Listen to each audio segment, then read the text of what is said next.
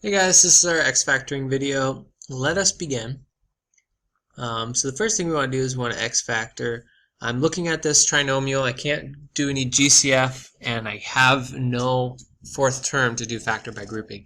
So we're going to go ahead and take the middle term goes on the bottom. That's the term that we eventually want to split anyways, and we want to add up to it. That's why we're going to do the adding up one here. And 8 is the term I want to multiply to. Okay? So this is the one I want to multiply to get to. So I got to think of my factors of 8. What times 8 gives me something that would add up to 6? So I'm thinking 2 times 4. So if I do 2 and 4, they multiply, they add. So I'm going to break this into 2x plus 4x. Feel free to try these by yourself and then catch up with me afterwards. Okay? So we split the middle term. We can clearly see 2x and 4x makes, if we add them together, that'd be 6x. Okay, so that's very clear to see. Now let's go ahead and do our factor by grouping. Okay, so when we factor by grouping, we're going to go ahead and break these up just like this. And I know we already actually have the answer. You know, a lot of you might say, oh, Mr. Smith, the answer is x plus 2 and x plus 4. Yes, I already know that. Okay, we want to get in the habit of doing this method. Pull the x out. We get x plus 2. There's the x plus 2, by the way. Pull the 4 out. And we get x plus 2 again. And we're left with x plus 4 and x plus 2. Okay? Which of these is the correct answer? Because they're in different order. And the answer is both. They're congruent to each other. Order doesn't matter because in multiplication, commutative property allows us to go ahead and go back and forth. Okay? So let's go ahead and go back to another problem. This one's slightly different. It's slightly different in the fact that we have a negative 6 now. So when we break this up, we need to be aware of that. So we go ahead, again, the middle term goes on the bottom with our sign, the top term goes on the top. Now, two numbers are going to multiply to give me a positive 8, but add to give me a negative 6. Well, it's going to actually be negative 2 and negative 4. Okay? Again, two negatives multiply to give me a positive, two negatives add. So I'm going to break this up into negative 2x and negative 4x, bring down the 8, and bring down the x squared. Again, we're going to break this up into two binomials, and we're going to factor by grouping. Up here, we pull out the x, that becomes x minus 2. Over here, we're going to pull out a negative 4, because I want to see that x being positive.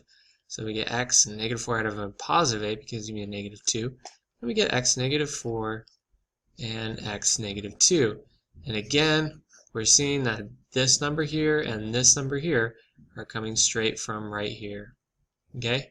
So, yes, I know that's the fast way, but factor by grouping, split that middle term, will actually be good for us eventually. Alright, let's take a look at another one. Here we go. We got the middle term goes on the bottom, top term is 9. If we have a positive up here term, and this one's negative, we know our two answers are negative and negative. And so my only factors are 1 times 9, okay? So that's a factor, and then we also have, 3 times 3. Well, 1 times 9, if we do a negative 1 times a negative 9, those would add up. And that's what I want. Go ahead, we'll break this up. We got negative 1x, negative 9x, plus 9, and x squared. Again, splitting that middle term, doing it right the proper way. Okay, go ahead and break these up. Pull out an x here. You get x minus 1. Pull out a negative 9 to get an x minus 1. Left with x minus 9. These are really fast because we kind of know what the answer is. So I can kind of do this quickly. But there's my negative 1, negative 9. They're right in there. But mathematically, we're doing this in a sound fashion.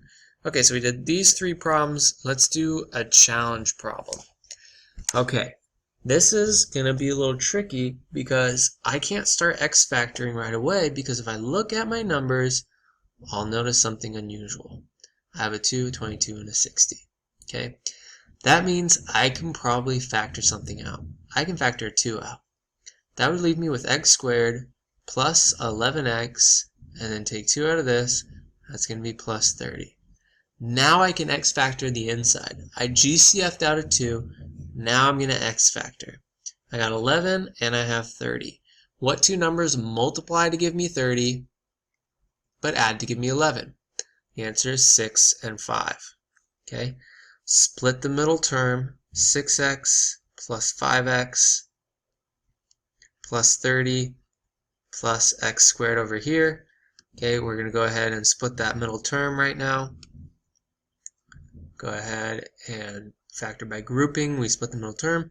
We can pull out an x here. We get x plus 6. I can pull out a 5 over here. We get x plus 6. Go figure. We get x plus 5 and x plus 6. But we are forgetting something if we leave that as our answer. We can't forget this 2 that we pulled out in the beginning. So that's got to go in the front. And this is our fully factored answer.